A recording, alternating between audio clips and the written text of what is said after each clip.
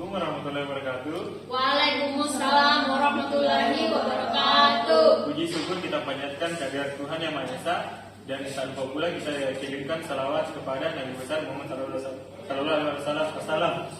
Adapun berdirinya kami di sini untuk mempresentasikan hasil diskusi kelompok kami, yaitu operating system konsep tentang memori, virtual memory, dan I/O system. Sebelum masuk ke materi, izinkan saya dan kelompok saya memperkenalkan diri. Yang pertama, ada saya Muhammad Alfred Yusuf sebagai moderator. Saya Fani Wirmayanti. Saya Eka Tandulangi. Saya Syifa Triasyani. Saya Anjali Syafira. Saya Retma Adriani. Nah, adapun latar belakangnya, perkembangan sistem komputer dari eksekusi program tunggal menjadi multitasking memerlukan kontrol yang lebih ketat dan pemisahan yang lebih besar antar program. Optimasi memori utama menjadi krusial untuk menangani kompleksitas data yang semakin besar. Seringkali memerlukan memori virtual untuk mengatasi batasan fisik. Memori virtual memungkinkan sistem operasi untuk mengelola ke dalam memori secara efisien. Selain itu, transfer data yang efisien antara perangkat keras dan perangkat lunak melalui sistem I/O memastikan ketersediaan data yang tepat dan waktu pemanfaatan sumber daya yang efisien. Nah, selanjutnya materi akan dibawakan oleh teman kelompok saya. Baik, kita akan masuk ke main memory.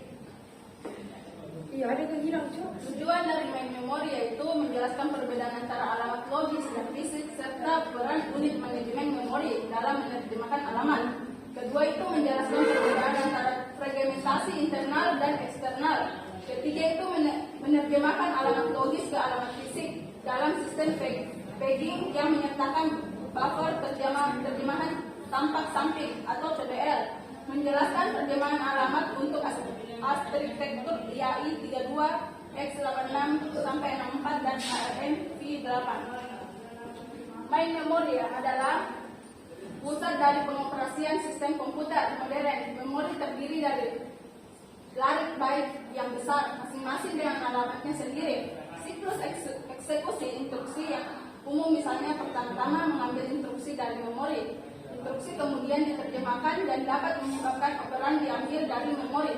Setelah instruksi dieksekusi pada operan, hasilnya dapat disimpan kembali di memori. Untuk memori hanya melihat aliran alamat memori. Ia tidak mengetahui bagaimana alamat tersebut dihasilkan oleh penghitung instruksi, pengindeksan dan pengarahan alamat, literal dan sebagainya, atau untuk apa alamat tersebut, atau instruksi atau data. Basis hardware. Registrasi dasar menyimpan alamat memori fisik legal terkecil. Register batas menemukan ukuran rentang, misalnya jika rentang dasar berisi dari 3040 basis register dasarnya, dan register pembatasnya yaitu 120.900, maka program dapat mengakses semua alamat secara legal dari 3040 hingga 420.939. Dan dari mana dapat 120.900 dari penjumlahan dari basis tambah limit. Jadi hasilnya itu 420.940. Lalu dari mana dapat dari 420.939 kurangi 420.940 dikurang 1, jadi hasilnya itu mencapai 420.939 inklusif. Kedua itu matrisis banding complete time, waktu komplikasi. Jika kita mengetahui pada waktu komplikasi di mana proses akan berada di memori, maka kode absolut dapat dihasilkan. Load time, waktu muat. Jika pada waktu komplikasi tidak diketahui di mana proses akan berada di memori, maka kompiler harus menghasilkan kode yang dapat direlokasi. Dalam hal ini, pengikatan akhir ditunda hingga waktu muat. Jika alamat awal berubah, kita hanya perlu memuat ulang kode penggunaan untuk memasukkan nilai yang berubah tersebut. Exception time atau waktu pelaksanaan. Jika suatu proses dapat dipindahkan selama eksekusinya dari satu segmen memori ke segmen memori lainnya, maka peningkatan harus ditunda hingga waktu berjalan. Perangkat keras khusus harus tersedia agar skema ini dapat berfungsi.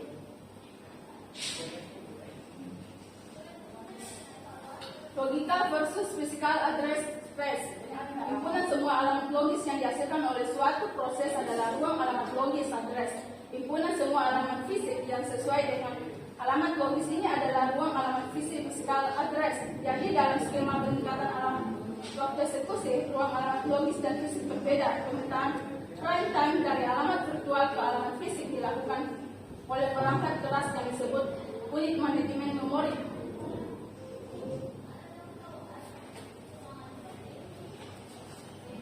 Pada gambar tersebut, CPU menghasilkan alamat logis yang dikirim ke memori manajemen. Memori manajemen, alamat logis ini menjadi alamat fisik. Lalu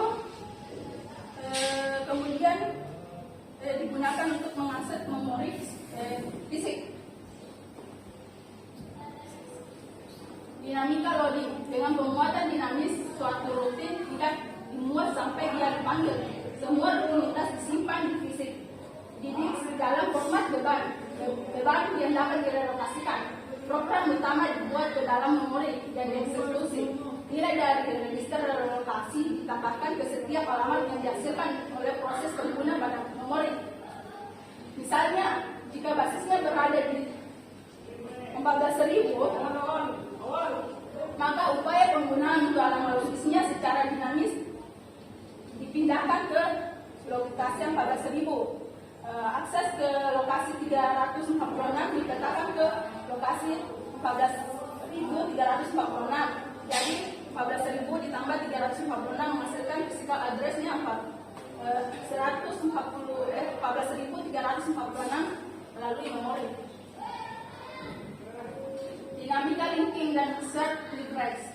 Pustaka yang terhubung secara dinamis atau DLL adalah pustaka sistem yang ditautkan ke program pengguna saat program dijalankan. Persyaratan ini tidak hanya meningkatkan ukuran gambar yang dapat dieksekusi, tetapi juga dapat membuang memori utama.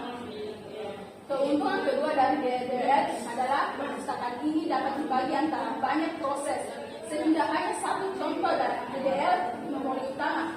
Karena alasan ini, DLL juga dikenal sebagai perpustakaan bersama dan digunakan secara luas di sistem Windows dan Linux.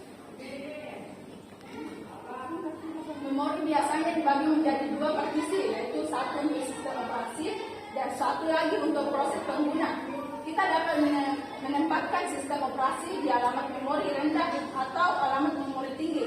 Keputusan ini bergantung pada banyak faktor seperti lokasi vektor dan intrusif. Mengatasi masalah memori protection, memori alokasi, dan fragmentasi. Setiap alamat logis harus berada dalam rentang yang ditentukan oleh register batas MMU. Memetakan alamat logis secara dinamis dengan menambahkan nilai register lokasi. Tapi ada tersebut.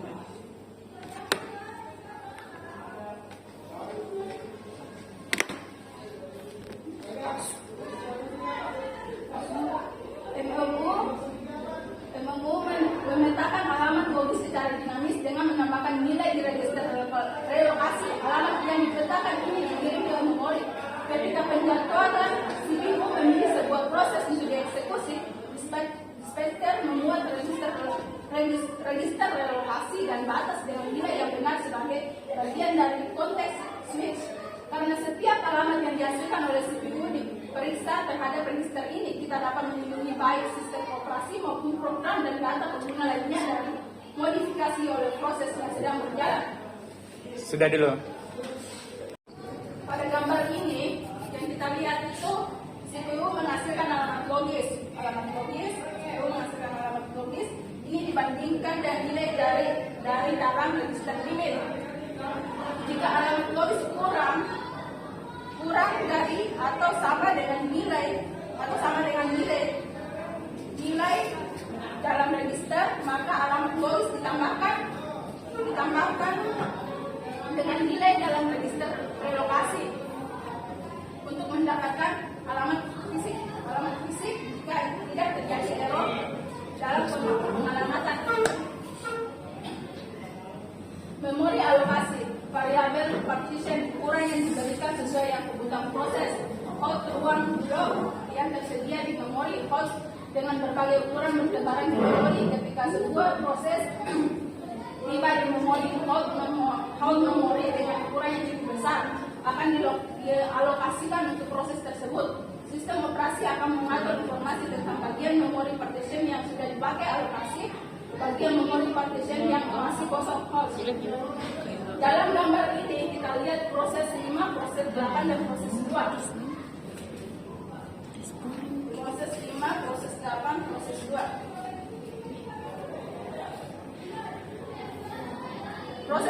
Ketika proses 8 keluar dari memori, ruang yang kosong digunakan oleh proses baru, yaitu proses 9. Memori sekarang memiliki proses 5, 9, dan 2. Perhatikan bahwa ukuran partisi ukuran proses 9 berbeda dengan ukuran partisi sebelumnya. Oke, 3. Pending adalah skema manajemen memori yang memungkinkan ruang halaman fisik sesuatu proses menjadi tidak berurutan. Ini menghindari fragmen eksternal dan kebutuhan akan kompensasi masalah yang sering terjadi dalam alokasi memori yang berurutan.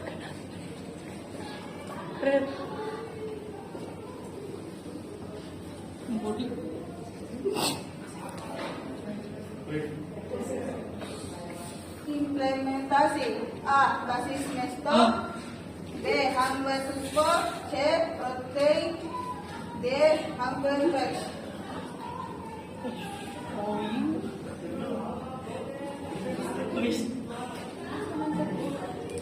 Pending hardware. Alamat yang dibuat oleh CPU dibagi menjadi pending number pair yang digunakan sebagai indeks pada pending tablet yang berisikan alamat dasar base address.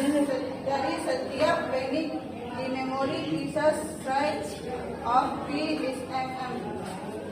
Pending offset digabung dengan alamat dasar base address untuk menderifikasi memori pieces yang akan dikirim ke memori utama pieces of D is M. Dalam gambar ini,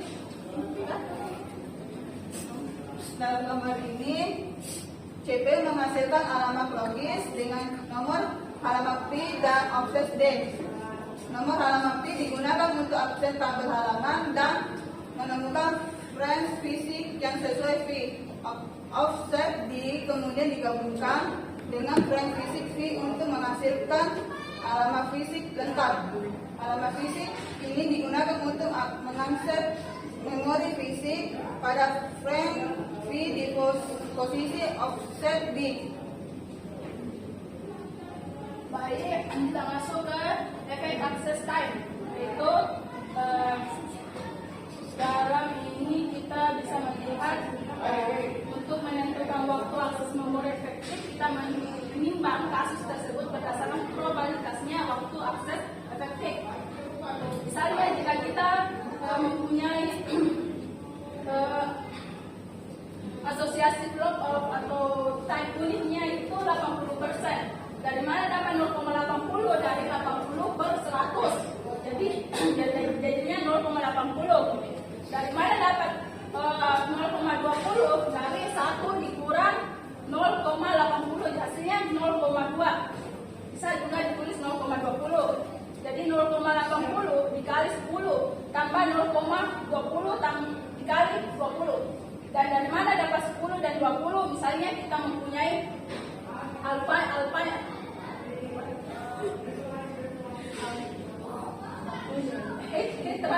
radionya itu 10 nanodetik dan 20 nanodetik.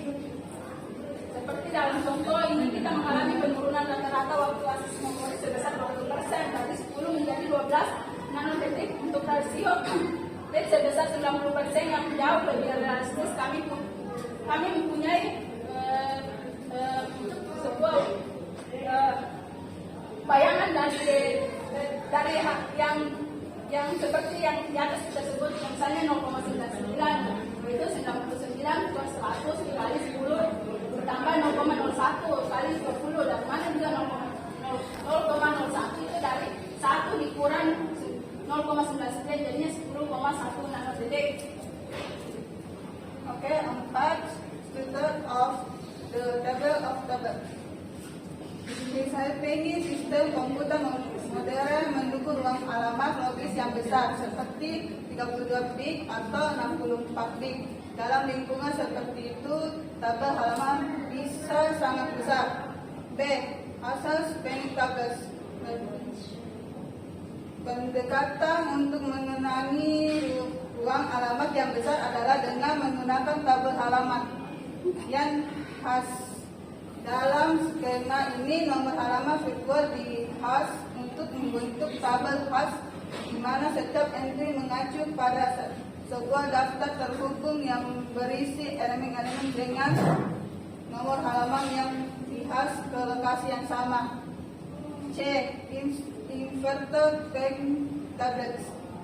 Metode tradisional penggunaan tabel halaman untuk setiap proses memiliki kelemahan di mana setiap tabel halaman dapat terdiri dari juta entry yang dapat menghabiskan jumlah memori fisik yang besar.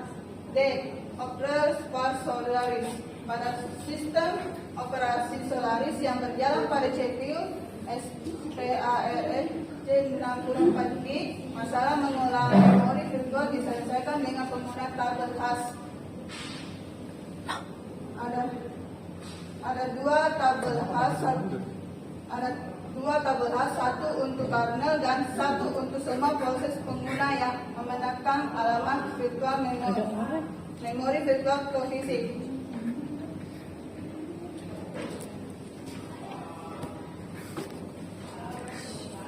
Shaping. Instruksi proses dan data yang dijalankan harus ada di memori agar dapat dieksekusi. Namun Bu. Ye, Bu. 1, 2, 3. 5. Shaping. Instruksi proses dan data dijalankan harus ada memori agar dapat dieksekusi. Namun suatu proses atau sebagian dari suatu proses dapat ditukar sementara dari memori ke penyimpanan mendukung dan kemudian dibawa kembali ke memori. Standard shaping. Standard shaping adalah proses yang melibatkan pemindahan seluruh proses antara memori utama dan penyimpanan cadangan yang biasanya adalah penyimpanan sekunder yang cepat. B. Shaping with penning. Istilah shaping kini mengacu pada penukaran standar sementara penning merujuk pada penukaran dengan penning. C. Shaping on mobile system. Sistem operasi untuk PC dan server umumnya mendukung penukaran halaman. Sementara sistem mobile cenderung tidak mendukungnya karena penggunaan memori flash yang terbatas dan keterbatasan kinerja. Pada proses domain speed of shaping itu dari swap of kenapa dipindahkan user space ke proses P1 karena ini mungkin karena perlu penyimpanan atau memprioritaskan proses lainnya.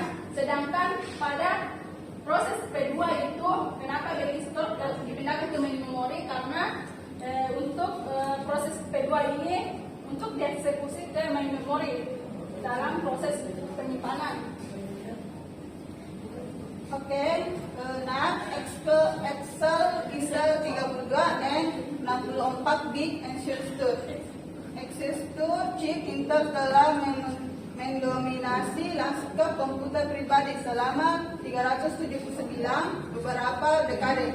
Intel 8086 16 bit muncul pada akhir tahun 1970-an dan segera diikuti oleh chip 16 bit lainnya. Intel 8088 yang terkenal sebagai chip yang digunakan pada PC IBM asli. A. IA32 unsure manajemen memori dalam sistem. IA32 dibagi menjadi dua komponen segmentasi yang bekerja sebagai berikut. CPU menghasilkan alamat logis yang diberikan ke unit segmentasi.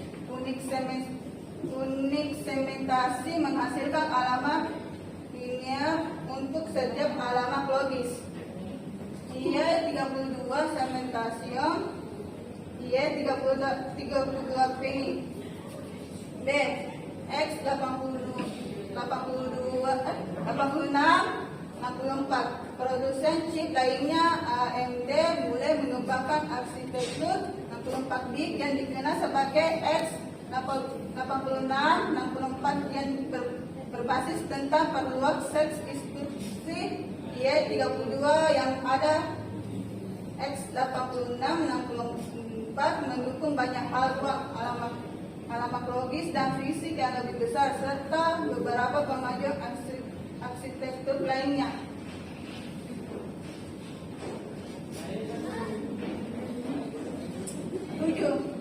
Exabet ARMV8 instruktur. ARMV8 memiliki 3 butiran terjemahan berbeda, 4 KB, 16 KB, dan 64 KB. Setiap butiran terjemahan menyediakan ukuran halaman yang berbeda, serta lebih besar bagian dari memori yang berdekatan, yang dikenal sebagai wilayah. Ukuran halaman dan wilayah untuk butiran terjemahan yang berbeda ditunjukkan di bawah ini.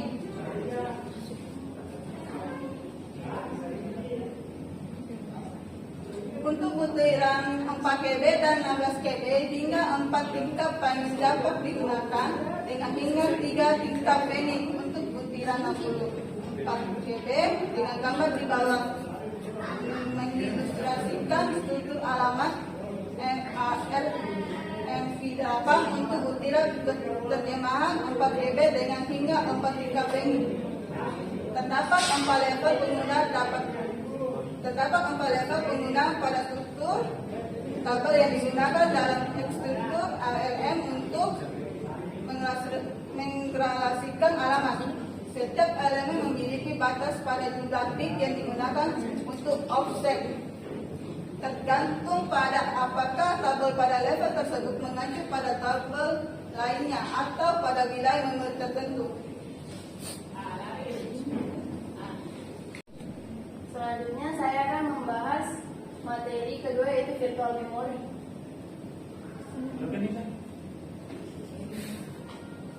Adapun tujuan dari bab ini, yang pertama mendefinisikan memori virtual dan menjelaskan manfaatnya. Yang kedua mengilustrasikan bagaimana halaman dimuat ke dalam memori menggunakan sistem permintaan. Yang ketiga menerapkan algoritma penggantian halaman Evo, optimal, dan LRU. Yang keempat menjelaskan rangkaian kerja suatu proses dan menjelaskan bagaimana kaitannya dengan lokalitas program.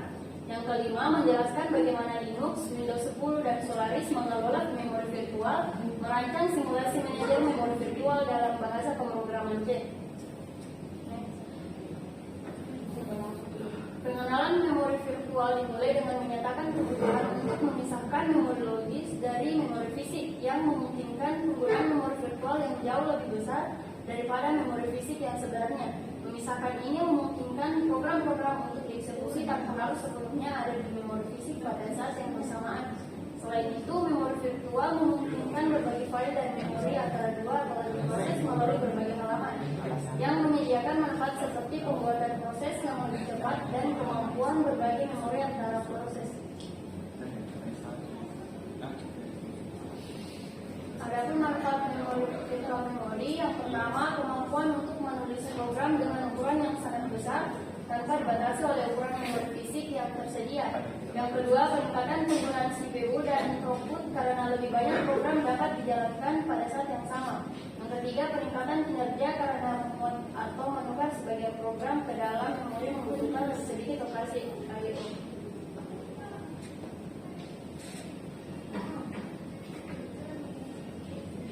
Setiap program memori yang dijalankan harus berada di memori. Memori merupakan suatu tempat penyimpanan utama primary storage yang bersifat sementara atau volatil.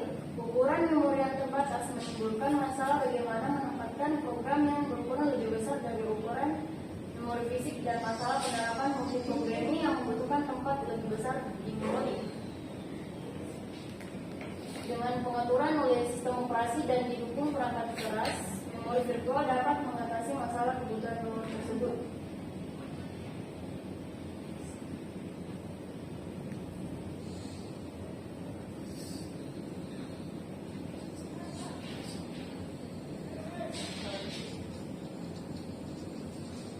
Jadi virtual memory juga dapat diimplementasikan menggunakan demand paging, di mana demand paging adalah strategi memuat halaman program ke dalam memori hanya saat dibutuhkan. Peningkatan efisiensi penggunaan memori, penggunaan skema bit valid dalam tabel halaman yang memungkinkan pengelolaan halaman yang dimuat dan tidak dimuat.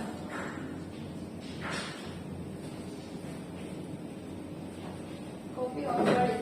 Teknik copy on write digunakan di beberapa sistem operasi seperti Windows, Linux, dan macOS. Teknik ini memungkinkan proses induk dan anak untuk berbagi halaman yang sama pada awalnya, sehingga hanya halaman yang dimodifikasi yang disaling menghemat waktu dan sumber daya. Sisi lain, Unix menyediakan panggilan sistem import yang berbeda, di mana proses anak menggunakan ruang halaman induk tanpa pengalihan halaman.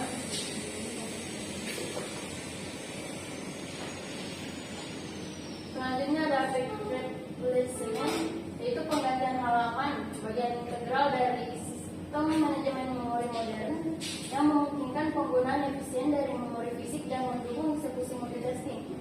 Meskipun algoritma penggantian optimalisasinya masih ada tingkat kesalahan halaman rendah dalam praktiknya, algoritma seperti LRU lebih umum digunakan karena kinerjanya yang baik dan kompleksitas yang lebih rendah.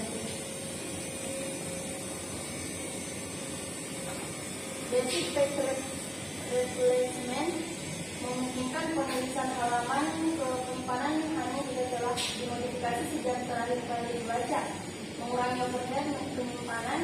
Algoritma alokasi frame dan penggantian halaman yang efisien diperlukan untuk mengimplementasikan permintaan. Penggunaan frame yang efisien memungkinkan eksekusi dengan jumlah frame yang lebih sedikit, mempertimbangkan hanya nomor halaman bukan alamat lengkap. Referensi berikutnya halaman tidak akan menyebabkan kesalahan halaman pengaturan proses seperti di contoh berikut.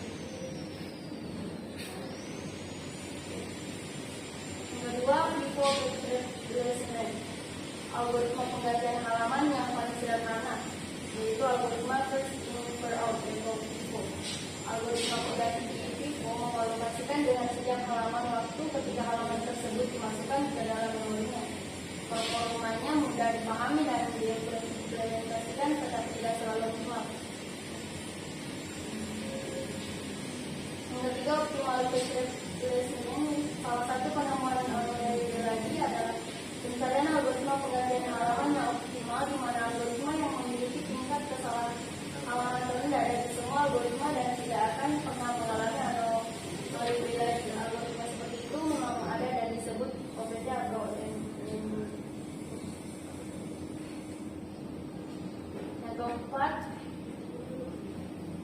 yang keempat yaitu LRU page replacement atau penggantian halaman. LRU merupakan perpaduan dari algoritma FIFO dan optimal yang digunakan untuk mencari halaman sebelumnya, halaman mana yang belum diakses untuk waktu lama dan akan diganti dengan halaman yang baru pernah digunakan. Ada dua implementasi yang layak dilakukan, yaitu yang pertama konteks atau penghitung.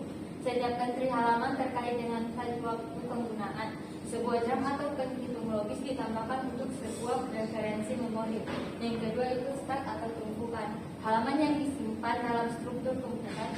Setiap kali halaman dirujuk, halaman tersebut dipindahkan ke atas tumpukan.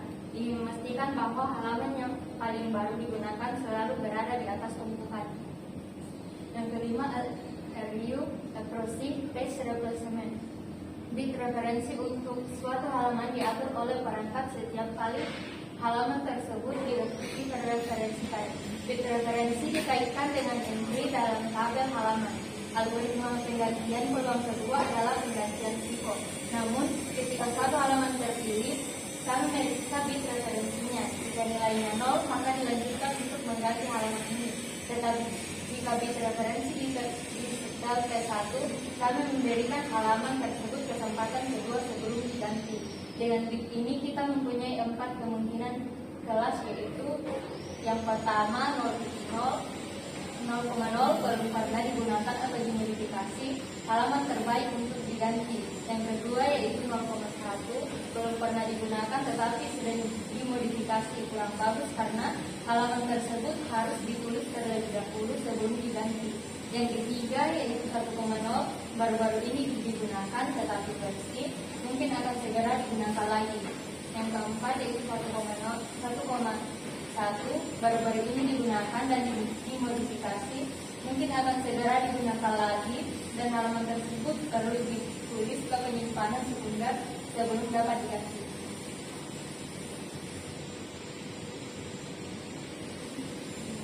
Text buffering algorithm.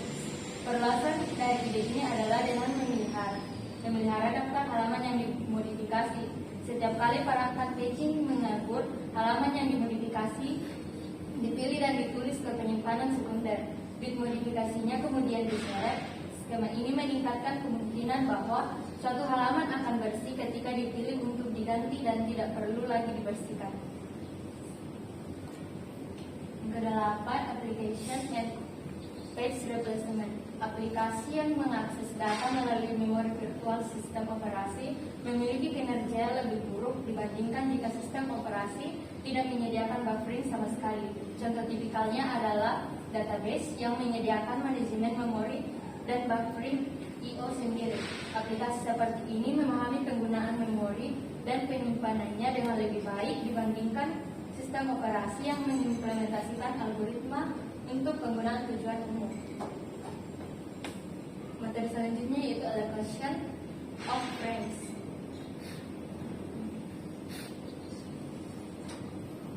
Alokasi frames ini berhubungan dengan mekanisme alokasi sejumlah memori bebas yang tetap ke beberapa proses. Meskipun terdapat beberapa variasi pengalokasian frame bebas ke beberapa proses, tetapi strategi dasar jelas yaitu proses user dialokasikan untuk sembarang frame bebas. Pada multi-phase proses yang berkompetisi mendapatkan frame, algoritma page replacement dikelompokkan menjadi dua kategori, yaitu global replacement dan local replacement. Global replacement mengizinkan suatu proses untuk menyeleksi suatu frame yang akan dipindahkan dari sejumlah frame meskipun frame tersebut sedang dialokasikan ke proses lain. Pada local replacement, jumlah frame yang dialokasikan untuk proses tidak berubah. Setiap proses dapat memilih dari frame-frame yang dialokasikan untuknya. Non-uniform memory access atau NUMA.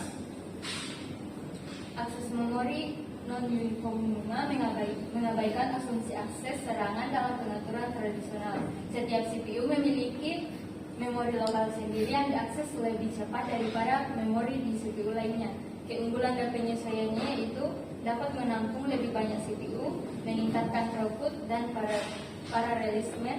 Penjadwalan harus mempertimbangkan lokasi CPU terakhir proses berjalan untuk meminimalkan waktu akses memori.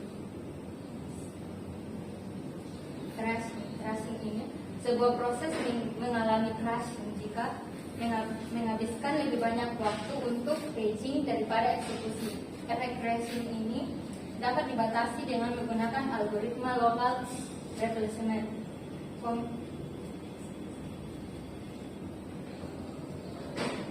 Working set model memanfaatkan asumsi lokalitas dengan menggunakan parameter untuk menentukan jendela set kerja.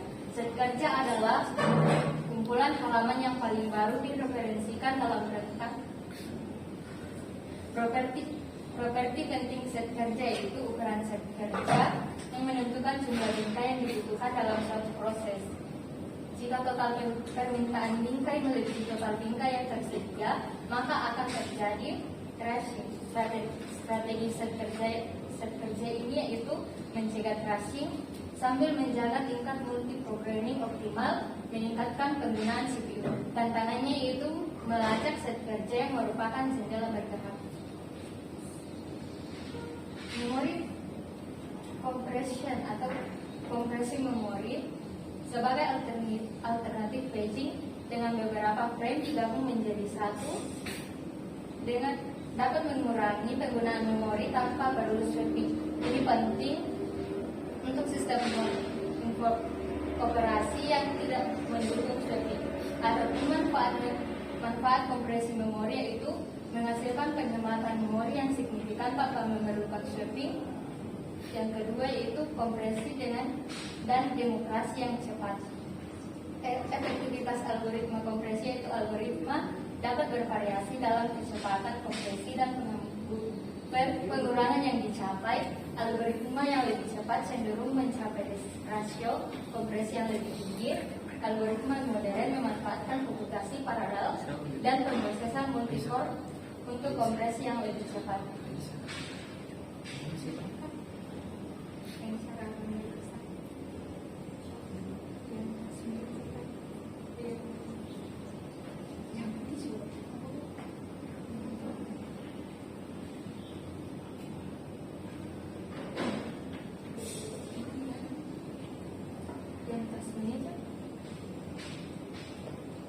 Adapun cara memeriksa kompresi memori di Windows yaitu kita bisa melihat di Task Manager.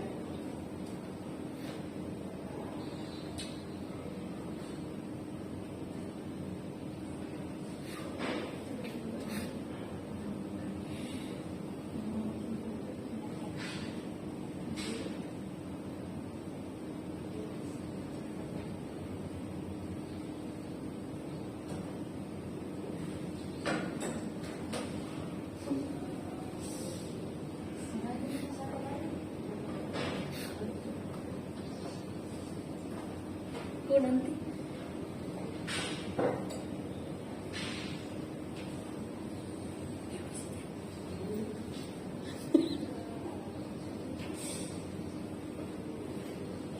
nah di sini kita bisa melihat beberapa banyak memori yang dikompresi di Windows.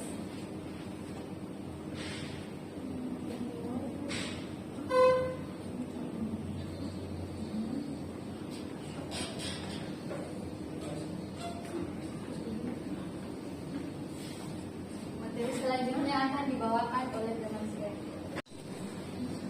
Berikutnya, alokasi kernel memori. Alokasi memori kernel. Memori kernel dialokasikan dari pool memori bebas yang berbeda dari memori untuk proses mode pengguna. Alasan utama, yang pertama, kernel membutuhkan memori untuk struktur data dengan ukuran yang bervariasi. Harus menggunakan memori secara konservatif untuk meminimalkan pemborosan dan fragmentasi. Yang kedua, beberapa perangkat keras memerlukan memori yang berdekatan secara fisik tanpa manfaat dari antarmuka memori virtual. Alokasi SLAM. Strategi kedua untuk mengalokasikan memori kernel SLAM terdiri dari satu atau lebih halaman fisik berdekatan, sedangkan cache terdiri dari satu atau lebih SLAM. Keadaan SLAM dalam Linux penuh sama dengan semua objek dalam SLAM digunakan, kosong sama dengan semua objek dalam SLAM bebas. Sebagian SLAM terdiri dari objek yang digunakan dan bebas. Manfaat alokasi SLAM: tidak ada pemborosan memori karena fragmentasi. Setiap struktur data memiliki cache terkait. Permintaan memori dapat dipenuhi dengan cepat karena objek dibuat sebelumnya dan dapat dialokasikan dengan cepat dari cache. Other considerations. A. Prepare. Preparing adalah strategi untuk mengurangi jumlah kesalahan halaman yang terjadi saat proses dimulai dengan membawa beberapa atau semua halaman yang akan dibutuhkan ke dalam memori sebelumnya. Preparing mungkin mengurangi kesalahan halaman awal, tetapi biaya penggunaannya perlu dipertimbangkan terhadap biaya melayani kesalahan halaman yang mungkin terjadi.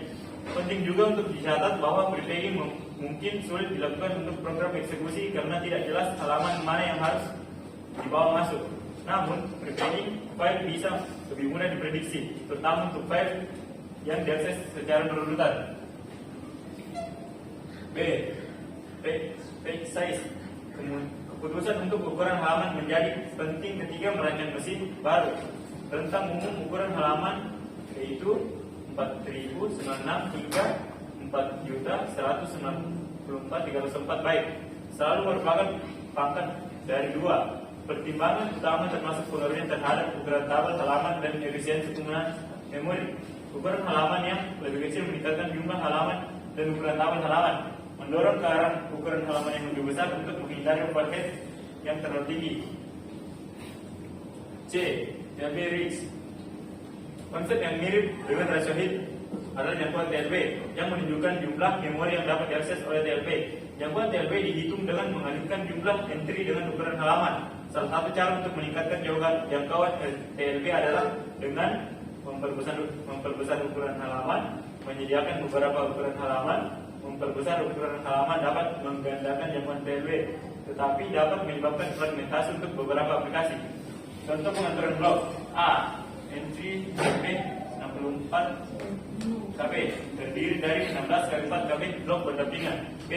Entry TLB 1 GB terdiri dari 32 kali 32 MB blok berdampingan. C. Entry TLB 2 MB terdiri dari 32 kali 64 KB blok berdampingan atau 128 kali 16 KB blok berdampingan.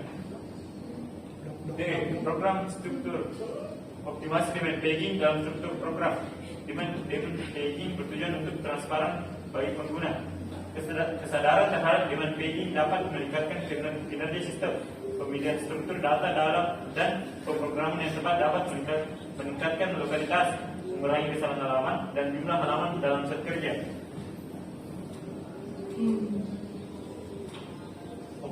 Operating system example. Yang pertama, Linux menggunakan demand tagging untuk mengelola memori virtual dengan mengalokasikan halaman dari daftar DK bebas. Kebijakan penggantian halaman mirip dengan algoritma clock pendekatan LL2. Memori dikelola melalui daftar halaman aktif dan tidak aktif dengan pengelompokan berdasarkan akses. Proses page out KSW APD memindai halaman tidak aktif dan mereklamasinya saat memori bebas turun di bawah ambang batas. 2. Windows mendukung sistem 32 byte dan 64 byte dengan ruang alamat virtual yang berbeda-beda tergantung pada arsitektur. Menggunakan demand tagging dengan pengelompokan dan manajemen set kerja untuk mengelola memori virtual. Menerapkan algoritma yang pendekatan LLU untuk penggantian halaman, baik lokal maupun global. Manajer memori virtual menjaga daftar bingkai halaman bebas untuk alokasi saat terjadi kesalahan halaman. Yang ketiga, Solaris. Ketika utas mengalami kesalahan halaman, kernel membalikan halaman dari daftar halaman bebas menggunakan algoritma page out dengan 2 tangan saat pemindaian dan penyesuaian lagi pemindaian berdasarkan memori bebas yang tersedia. Proses page out dipanggil untuk menjaga jumlah memori yang cukup dengan frekuensi pengecekan dan tindakan penyesuaian sesuai dengan ambang batas memori. Nah, selanjutnya masuk ke materi yang ketiga, yaitu I/O system. Overview. Kontrol perangkat yang terhubung ke komputer menjadi perhatian utama para perancang sistem operasi karena perangkat I/O sangat bervariasi dalam fungsi dan kecepatan, seperti mouse, hard disk, flash disk, dan tape robot yang diperlukan untuk mengendalikannya. Metode tersebut membentuk subsistem I/O dari kernel yang memisahkan kernel lainnya dan kompleksitas pengolahan perangkat lainnya.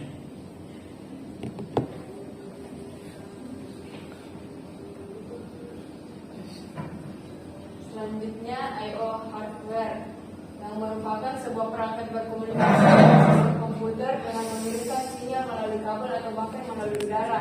Perangkat berkomunikasi dengan mesin melalui titik koneksi atau port, misalnya serial port. Istilah lain bagian dari lapisan fisik dalam model OSI atau Open System Interconnection juga digunakan dalam kaitannya dengan port, tetapi lebih umum dalam nomenklatur pusat data. Jika perangkat berbahan kumpulan kabel yang sama, koneksinya disebut bus seperti bus PCI yang digunakan di sebagian besar komputer saat ini adalah sekumpulan kabel dan protokol yang ditentukan secara kaku yang menentukan sekumpulan pesan yang dapat dikirim melalui kabel.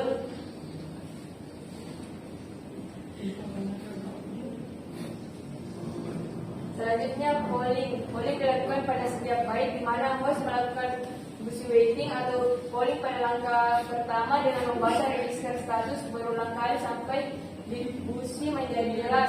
Ini merupakan metode yang masuk akal jika pengontrol dan perangkatnya responsif, tetapi bisa menjadi tidak efisien jika waktu tunggu terlalu lama. Dalam konteks polling ini, ada 3 status utama yang perlu ditentukan oleh CPU. Yang pertama, ready yang menunjukkan bahwa perangkat siap menerima perintah baru dari CPU. Yang kedua, ada busy yang menunjukkan bahwa perangkat sedang melakukan operasi dan tidak menerima perintah baru. Dan yang ketiga, ada error yang menunjukkan bahwa terjadi kesalahan dalam operasi perangkat. Siklus busy wait digunakan untuk menunggu I/O dari perangkat dan polling dilakukan hingga perangkat siap untuk dilayani atau menyelesaikan operasi I/O. Selanjutnya, interupsi atau interupsi. Interupsi adalah sinyal yang dikirim oleh perangkat I/O ke CPU menggunakan jalur permintaan interupsi untuk mengetahui ketika perangkat membutuhkan perhatian. Saat interupsi terdeteksi, CPU menyimpan statusnya dan beralih ke rutinitas penanganan interupsi yang telah ditetapkan. Di sana, penyebab interupsi ditentukan, pemrosesan dilakukan, status dikembalikan, dan CPU disimpan untuk melanjutkan eksekusi. Ini adalah siklus dasar I/O yang digerakkan oleh interupsi. Output perintah latensi pada macOS menunjukkan seberapa sering interupsi terjadi, memberikan gambaran tentang beban kerja sistem. Nah, di sini ada 5 step proses untuk transfer DMA.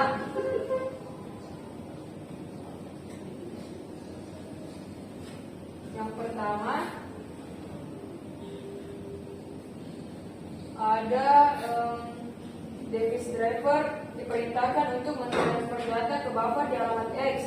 Nah, ini pernyataan ini mengindikasikan bahwa sebuah driver perangkat diberi instruksi untuk memulai proses transfer data ke suatu buffer yang terletak pada alamat memori tertentu yang ditunjukkan oleh X. Yang kedua ada device driver memberitahu pengontrol drive untuk mentransfer byte C ke buffer di alamat X. Nah, langkah ini melibatkan driver perangkat yang memberi instruksi kepada pengontrol perangkat untuk memulai mentransfer sejumlah C byte data ke buffer yang terletak pada alamat memori X. Yang ketiga ada drive controller memulai transfer DMA. Pada langkah ini, pengontrol perangkat menginisiasi transfer DMA yang berarti proses transfer data dilakukan langsung antara perangkat dan memori tanpa melibatkan CPU secara langsung. Yang keempat ada DMA controller mentransfer byte ke buffer X, menambah alamat memori dan mengurangi C hingga C sama dengan 0. Nah, DMA controller melakukan transfer byte ke byte data ke buffer yang ditentukan sambil terus meningkatkan alamat memori untuk buffer tersebut dan mengurangi jumlah byte yang perlu ditransfer hingga jumlah byte yang masih perlu ditransfer menjadi 0. Dan yang terakhir ada ketika C sama dengan 0, DMA menginterupsi CPU untuk menandakan selesainya transfer. Ketika proses transfer data selesai dan jumlah byte yang perlu ditransfer menjadi 0, DMA mengirimkan interupsi kepada CPU untuk memberitahukan bahwa transfer telah selesai dan CPU dapat melanjutkan tugas-tugas lainnya. Selanjutnya application I/O interface yang mengilustrasikan bagaimana bagian kernel yang berhubungan dengan I/O disusun dalam lapisan perangkat lunak.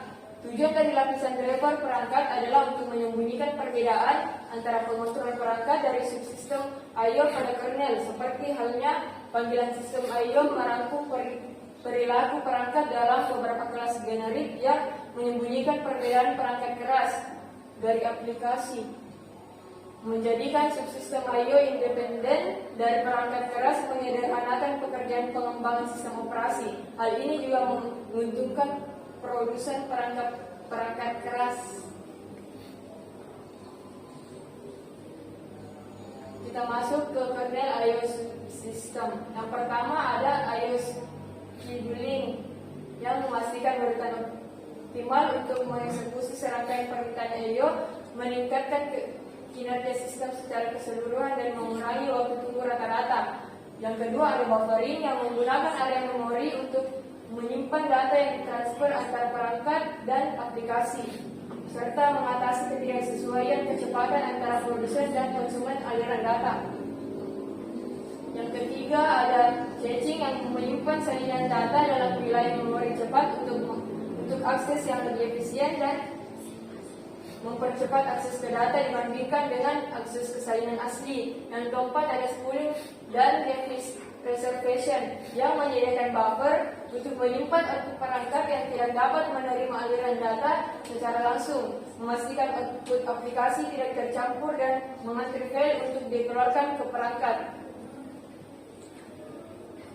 Yang kelima ada error handling yang melindungi sistem dari berbagai kesalahan perangkat keras dan aplikasi, serta memungkinkan kompensasi terhadap kegagalan sementara atau permanen. Yang keenam ada IO protection yang dimana ini menjaga penggunaan melakukan IO ilegal dengan membatasi instruksi IO sebagai instruksi yang memerlukan hak istimewa harus dilakukan melalui sistem operasi. Yang ke-7 ada kernel data structures yang menyimpan informasi status tentang penggunaan komponen IO melalui berbagai struktur data dalam kernel seperti tabel file terbuka. Selanjutnya ada power management yang mengelola beban pemrosesan dengan mematikan komponen seperti CPU dan perangkat IO eksternal saat beban rendah didasarkan pada manajemen perangkat yang rumit. Yang terakhir ada kernel IO subsystem summary. Subsistem IO mengkoordinasikan layanan ekstensif untuk aplikasi dan bagian lain dari kernel, termasuk manajemen ruang nama, kontrol akses, alokasi perangkat, buffering, caching, penjadwalan IO, pemantauan status perangkat, penanganan kesalahan, konfigurasi driver perangkat, dan manajemen daya. Selanjutnya ada transforming IO request to hardware operation. Transforming IO request to hardware operation merujuk pada proses bagaimana permintaan input-output dari aplikasi atau pengguna diubah menjadi operasi yang spesifik pada perangkat keras. Proses ini melibatkan beberapa langkah dan komponen dalam sistem operasi untuk menjamin bahwa data dapat ditransfer dengan benar antara perangkat lunak dan perangkat keras. Selanjutnya streams. Streams memungkinkan aplikasi untuk merakit saluran kode driver secara dinamis. Saluran ini adalah koneksi duplex penuh antara driver perangkat dan proses tingkat pengguna, terdiri dari kepala aliran yang berinteraksi dengan proses pengguna, ujung driver yang mengontrol perangkat, dan modul aliran antara keduanya. Setiap komponen memiliki sepasang antrian baca dan tulis. Dengan pengiriman pesan digunakan untuk mentransfer data antar antrian. Yang terakhir ada performance. Performance mengacu pada berbagai metrik dan teknik yang digunakan untuk mengukur dan meningkatkan efisiensi dan kecepatan eksekusi dari sistem operasi. IO adalah faktor utama dalam kinerja sistem. Menurut CPU, untuk mengeksekusi kode driver perangkat dengan efisien, penanganan interupsi baik terprogram maupun yang digerakkan oleh perangkat keras menimbulkan beban tambahan pada CPU dan cache. Ketidakefisienan juga terjadi dalam mekanisme penanganan interupsi di kernel. Yang terakhir ada prinsip untuk meningkatkan efisiensi IO. Yang pertama, mengurangi jumlah peralihan konteks. Yang kedua, mengurangi berapa kali data harus disalin ke dalam memori melewati antara perangkat dan aplikasi. Yang ketiga, kurangi frekuensi interupsi dan dengan menggunakan transfer besar, koneksi cerdas, stroller, dan polling. Jika sibuk menunggu bisa diminimalkan. Yang keempat ada tingkatkan konkurensi dengan menggunakan pengontrol atau saluran Yang paham DMA, NERS untuk membongkar penyaringan data sederhana dari CPU. Yang kelima ada memindahkan pemrosesan primitif ke dalam perangkat keras untuk memungkinkan pengoperasiannya di pengontrol perangkat bersamaan dengan operasi CPU dan BIOS. Dan yang terakhir ada seimbangkan kinerja CPU, subsistem memori, bus dan I/O karena kelebihan beban di satu area akan menyebabkan menganggur di area lain. Sekian materi dari kami, saya kembalikan kepada moderator. Operasi memainkan peran kunci dalam manajemen memori utama, memori virtual, dan sistem I/O. Memori utama adalah tempat di mana program-program data dan data disimpan saat berjalan. Sedangkan memori virtual memperluas kapasitas memori dengan menggunakan ruang disk. Sementara itu, sistem I/O mengatur komunikasi antara komputer dan perangkat eksternal dengan memantau penggunaan memori, meningkatkan algoritma manajemen memori, dan menyesuaikan sistem I/O. Sistem operasi dapat memastikan kinerja yang optimal dan efisien dari sebuah sistem komputer melalui 3 komponen ini. Sistem operasi menjadi tulang punggung dalam menjalankan aplikasi dengan lancar dan efisien. Nah, itulah tadi presentasi dari kelompok saya. Jika teman-teman ingin bertanya, silakan mengetik pertanyaan Anda di kolom komentar. Sekian, terima kasih. Assalamualaikum.